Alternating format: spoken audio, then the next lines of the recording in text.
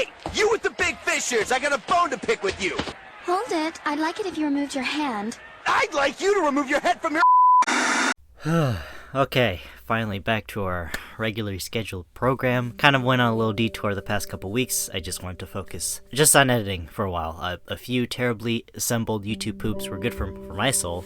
I had a dumb little fun putting those together. Unfortunately, they will be back. I really just like doing them, as horrible as they may be. And apart from that, nothing really got me raring to go for another full-length video in a while, even though there's like a crap ton of content that's come out in the past couple weeks. We've got Wonka, Godzilla Minus Zero, The Boy and the Heron, Killers of the Flower Moon, Silent Night, Napoleon, all of which have already been pretty highly praised, some of it, and I didn't feel up for preaching to the choir about that stuff. I wanted something a little more divisive that I can sink my teeth into, and then somehow, even though I was morbidly interested in this, the Yu Yu Hakusho Netflix adaptation came out, and I was like, oh, hell, here we go.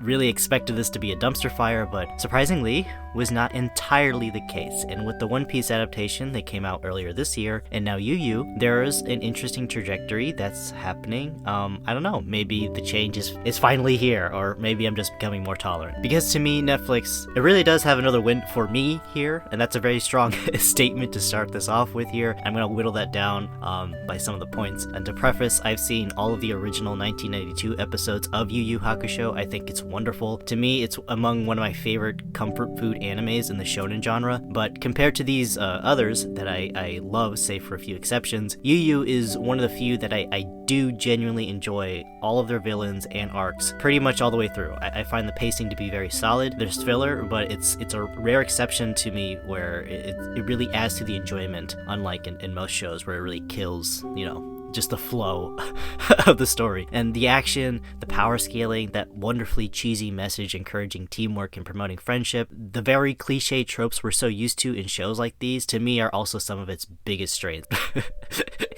It's cheesy. No matter what way you look at it, it's cheesy. Anyways, but saying all that, unfortunately, a lot of those traits that I do love about the anime are not really carried over into the live action version. So I started with a really strong positive, and now I'm saying it lacks most of why I love the source material.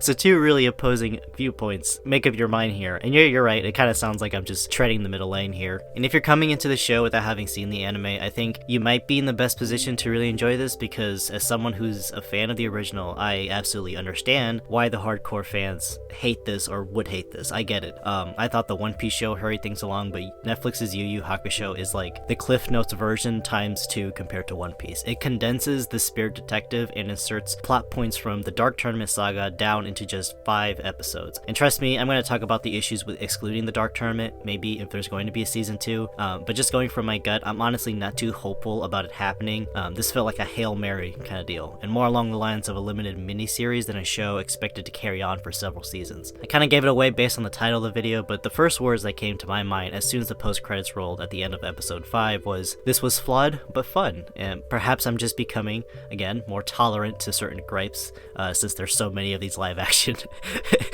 remakes coming around. I feel like I shouldn't like this show. There's a part of me that, when looking back on some of the more serious negative takes this version has, it makes me want to scream. But then I look at the positives, and they're really high for me, and maybe that's what's overshadowing the invasive thoughts of mouth-foaming fanboy in me. So let's start with the characters. When it comes to looks and traits, they definitely stayed very faithful to the original character designs. That was something that really worried me back when the first posters for the show dropped last year.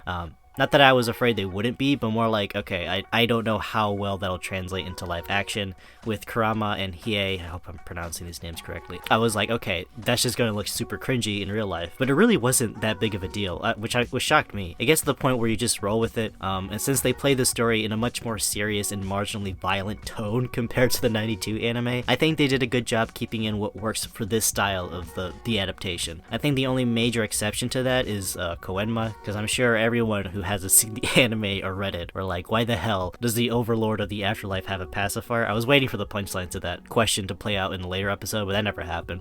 If there's a season 2, that Binky does have a purpose, but basically this is his original form. When it comes to the overall aesthetic and theme for each of the main protagonists, I think that they did a pretty good job in getting the point across. The problem really is just in their development. Even with Yusuke being the central figure, if you try to forget everything that's built up in the anime, the live action version skims over quite a bit. And I think that's where only having 5 episodes for a first season really starts to put a damper on the emotional payoffs that the anime does such a great job in establishing and delivers. I kind of felt like they took more of the philosophy that it's about the destination and not the journey. Yusuke isn't as much of an arrogant dick in this as he is in the anime. It's a fine line to thread, but that stubbornness wears off the further along you watch the show, but it was serviceable here. The transition can also be maybe attributed to the difference in pacing from this version to the original, but for first time viewers, I think the trade-off is that it lets the audience connect more with Yusuke a little faster, but I could have done with him being more of a jerk, and that's just part of the appeal to his character, especially in shonen where most of the protagonists are like upbeat, goody two-shoes Boy Scouts. But really, the character I was hoping they'd do justice the most was with Kuwabara. Personally, he's my favorite in the series, truly the best wingman any bro could ask for. Forget Luffy, Kamina, or Alphonse. If I'm in a fight, I want my big bro Kuwabara by my side, even if he's not the strongest of the lineup. My man is absolutely fucking loyal. And I think they did a good job capturing that best bro trait that he's known for. Not that Yusuke doesn't work hard, but there's a difference between their natural state and power, and the way they portray Kuwabara having the potential to close the gap through sheer fucking will and determination was a nice touch that I'm glad they carried over. Kurama is as beautiful and graceful as he is in the anime. I'm glad they didn't chop out his subplot with his mother. Watching him fight in the last few episodes is really a spectacle to watch. Potentially my favorite fight in the show next to Yusuke's fight with Toguro. Seeing his final yokai form was a little funny though, not gonna lie, but he looks exactly as he does in the anime, so I can't really complain. But he's totally fitting in with the furry crowd. That costume would slay at a con. And Hiei, I think, takes the biggest backseat here in the adaptation next to Genkai, which I'll get to after this. I had a feeling that they would. It takes a bit of time in the anime before Hiei really starts to bond with the other members of the team. He's the badass edgelord of the group, but he's also the most dangerously explosive, powerful members for sure. So I was a little disappointed there, but between everyone else, if I had to choose one character to get the least amount of development, it'd probably be Hiei, but I think that was kind of inevitable. I think my biggest grievance, sort of, double-edged sword, was showcasing such a powerful move of his, the Dragon of Darkness Flame. That doesn't show up until the Dark Tournament saga, but if we don't get a second season, honestly, I think it was just hype to see it in live action anyways. It was a real spectacle, and likely my favorite ultimate move portrayed in this adaptation. Okay, so Genkai, Yusuke, and Kuwabara Sensei is kind of a two-parter when it comes to the downside with the show's heavy plot condensing. So as a character, just Genkai herself, she's barely a character.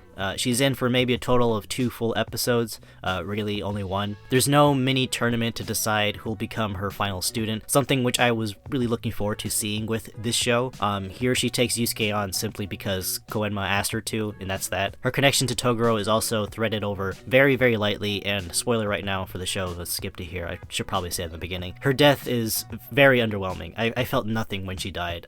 We don't even get to see her hold her own for a while during the fight like we do in the anime. The implication seems to be that she gets like one-shotted, and I think that does her pretty dirty. She was still a very capable fighter even after she transfers her most powerful asset over to Yusuke, which is the second issue with the shorter plot. It's really, really underwhelming that her most powerful tool is just simply given to Yusuke after what? 2 weeks of training. Even with the sense of urgency this show tries to justify that transfer, it almost feels like a waste. And at that point, I think I would have preferred she just never given it to him, or maybe play around with a bit of twist of fate. Imagine Toguro had assumed she'd already given away the Spirit Wave Orb, but killed her, and it turns out that she never did, and as a result took away the ultimate power that Toguro was seeking. And, you know, maybe even have Yusuke manage to defeat him without it. Like, at this point, at least that'd be a different take. Maybe pull a Kung Fu Panda bit, you know, Yusuke never needed that power to defeat him, it was within his abilities from the start, or something. I don't know. Lastly, not really lastly, there's just Botan. Botan. Is it Botan? Botan? I should have looked up how to pronounce these goddamn names.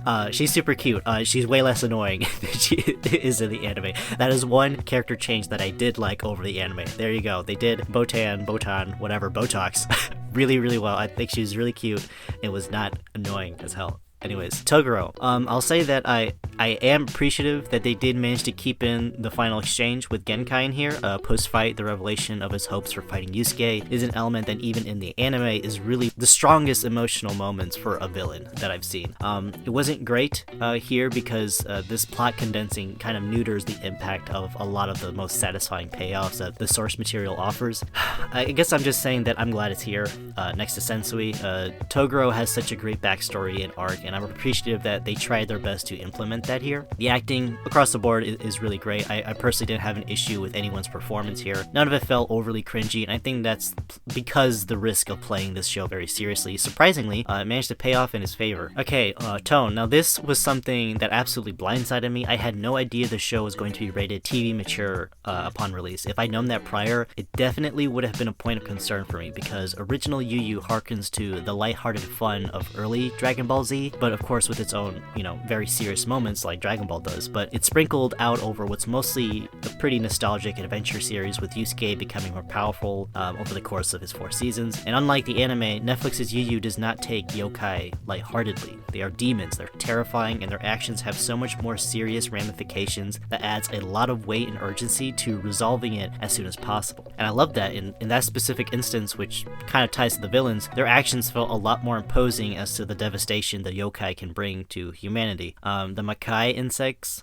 if I'm saying that right, being the best example of this. In the anime, it's similar in concept. They target emotionally distressed people to possess and wreak havoc, and they act similar to more aggressive forms of zombies. But in the show, while we only see 2 people become possessed by the Makai, the transformation and strength of these possessals are fucking terrifying. The second civilian, the student who's constantly being bullied in episode 1 and 2, oh my god, the strength and aggression shown added so much more tension and fear into the idea that this is a threat that needs to be resolved as soon as possible. I like they kept in place the fact that not everyone understands or can see beings from the spirit realm, and that plays in very well when Kurobura is the only person who could see Botan besides Yusuke. And really, for me, the best payoff to this darker tone for the remake is with the fight scenes. Oh my god, I did not expect this show to go as hard as it does with its action sequences. God, I was blown away, especially during the last 2 episodes.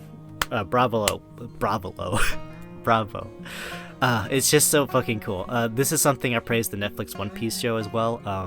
Even with some of my grievances with the overall show for both that and this most recent adaptation, the action across the board has been something I've noticed to be one of the best aspects to these shows. It's more than a silver lining. I mean, these are based on animes that have had high praise in their own rights for the intense fight sequences too. This has a lot of CG implemented in them, of course, but I feel that for the most part, it was handled pretty well. But even the hand-to-hand combat I thought was really well shot. I especially appreciated the exchanges where the camera lends itself into the sweeping motion of the punches and intense impacts. The undergoing of Togoro's steps stomping towards Yusuke in the finale just, it sent chills down my neck. Hiei's fight with Bui is another great example, the big axe guy, demonstrating the weight and destruction with these heavier set fighters. The action scenes were definitely my favorite moments from the show, and it'll be something that'll keep me coming back to watch. I think they really nailed it here. Alright, and here is definitely the biggest drawback that I have about this show. Compared to the One Piece live action series starting off their season with 10 episodes, Yu Yu Hakusho only debuted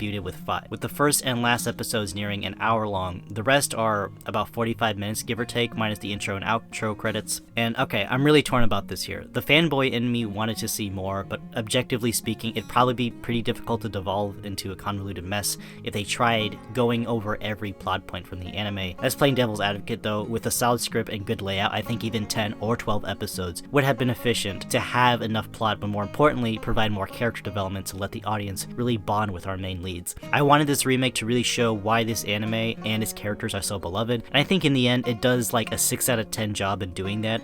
I think at one point, I even thought to myself how this feels more like a best hits mixtape. Like if you do that for the Beatles, just sticking to the best hits only barely scratches the surface. There's still so much great content to explore if you go through their entire discography. So if you like this, you're only going to love the anime that much more. Same with One Piece. I hope that this show piques people's interest enough to check out the anime on their own, because it's worth it. I wanted more, absolutely, but since I know the whole story, this remake to me was kind of like a fun trip down memory lane, and I got to see some epic fight scenes as a result of it, and that's a win in my book. Netflix's Yu Yu Hakusho isn't the most one-to-one telling, it's far from it. I think the plot condensing ends up crippling this for future seasons. If that ever comes out, personally, I don't know if they will, because on the upside, we get to see more of the even cooler fights and more compelling villains Yu Yu offers later down the road. Not that Toguro wasn't, well, in fact, he arguably has the most interesting interesting story in the Yu Yu lineup of villains next to Sensui. But more seasons would really be to just see the other fights adapted in this style, which personally I'm all for. With an even bigger budget, some of the CG heavier fight scenes I think could pay off with the added resources. Another upside to this shorter season approach is the low time commitment. You could really watch this whole thing in one sitting, and even with poor character development being something that this adaptation suffers a lot from, there's a chance for another season that they could tighten that up. Ironically, I think if they did a mini filler arc at the start to the next season or something, it could help with that. But really quickly, because I mentioned it earlier, basically what they've done here as well is I really don't think they could do the Dark Tournament at this point if they wanted to, because the actions that happen in this season basically just happen in the Dark Tournament towards the end of it. Like another thing that comes at the cost of this plot condensing too is Togro's power change. So when we first see him, it's like, you know, barely 10% or like 20% of his strength, but he doesn't ever go 100% until Yusuke puts him in that corner where he feels that moment, and that doesn't happen until the Dark Tournament. So for him to go in the course of this season of just 5 episodes from like, I think it was 20% at the start when he fought like the one monster to like 100% just like that, I was like, oh, that's really disappointing. that took a lot of the impact away from me. And also, I'm just rambling now. The Dark Tournament, oh my god, it might be, I think it's my favorite tournament saga of like any series, even more than Dragon Ball. I know Dragon Ball has a shit ton of them, but like this to me, it was when I saw it for the first time, I was like, I do not know what's gonna happen. Like I could not predict how these people were gonna win. Like our heroes, I mean. Like I did not expect it to be as unpredictable as it was. And so they're removing what was to me probably the best saga of Yu Yu Hakusho for the sake of brevity, and I think that's kind of a shame. But if they can bring Sensui in, then maybe they'll justify it for me. I don't know, we'll see. After watching this again for the review / impression, it may not be subjectively better than Netflix's One Piece, but I ended up enjoying this more than I thought it would. And for now, it is personally, honestly, my favorite live action adaptation. Even with all the critiques, I mean, there's really only one adaptation that I've loved more than the source material, but that's a monster review. That'll be something I'm still trying to grasp a handle on. 3 out of 5, honestly, but again, it's probably more like a guilty pleasure. I think if Netflix keeps up with this kind of quality of adaptations, that score will probably go lower the better content they put out. And for once, I'm going to be optimistic about these. Since Netflix has acquired all these rights, I'm glad they seemingly decide to hanker down and make the best of these if they can, rather than just pump out everything they've got and hope for the best. Thank you guys for watching. Happy New Year. I pray to God this comes out before the 1st, and if not, damn.